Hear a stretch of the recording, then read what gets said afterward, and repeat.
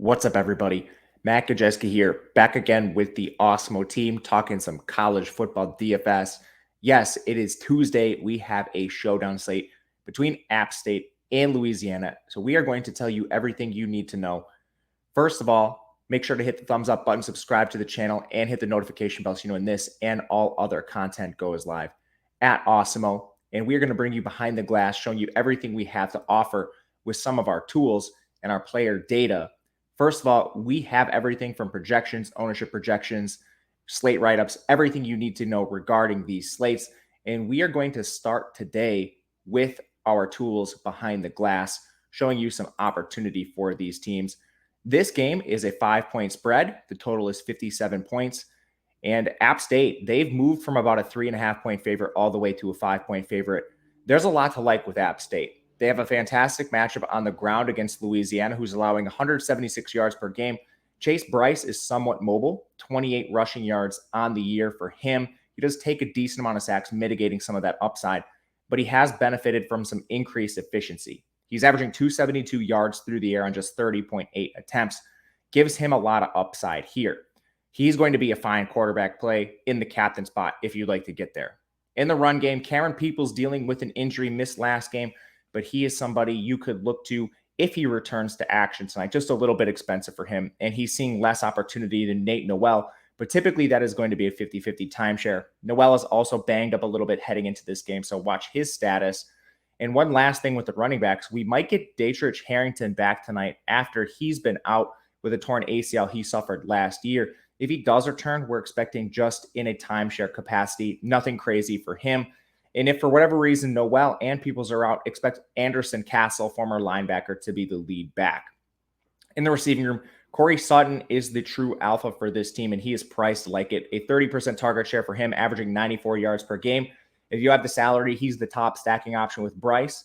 Thomas Hennigan is kind of the secondary option that's been forgotten a little bit. He's cheaper than Malik Williams, but he's somebody that actually has more targets and more receiving yards on the year. So he's the player I'm trying to get to outside of just big tournaments where Williams is fine. Jalen Virgil has taken a step back. And if you're looking for a pure punt, Deshaun Davis has appeared for a couple targets here and there, still only 7 on the year, but most of those coming in his last 3 games. Nothing more than a flyer in GPPs. For Louisiana Lafayette, Levi Lewis is a dual threat signal caller, and he projects almost on par with Chase Bryce, 122 yards on the ground for him, averaging just nearly 220 through the air on 30 attempts.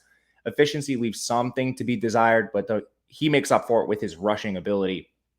In the backfield, Louisiana Lafayette is going to use 3 backs, split almost evenly between Chris Smith, Montrell Johnson, and Amani Bailey.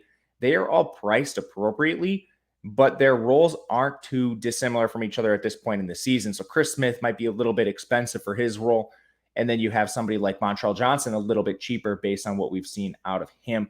But all 3 are in play, and we've seen multiple backs from the same team take down these showdowns at times. They're all involved in the pass game too, so you can play some of these guys with confidence depending on where you have salary left. The Louisiana Lafayette receiver room is a complete disaster. They rotate 6 or 7 players on a weekly basis.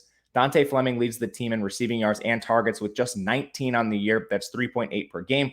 Kyron Lacey also involved with 16. And then the routes actually prefer Peter LeBlanc and Errol Rogers. Errol Rogers only has 9 targets, but he's a player that's been out for an extended stretch of the year. He has now returned. But again, these are all just dart throws.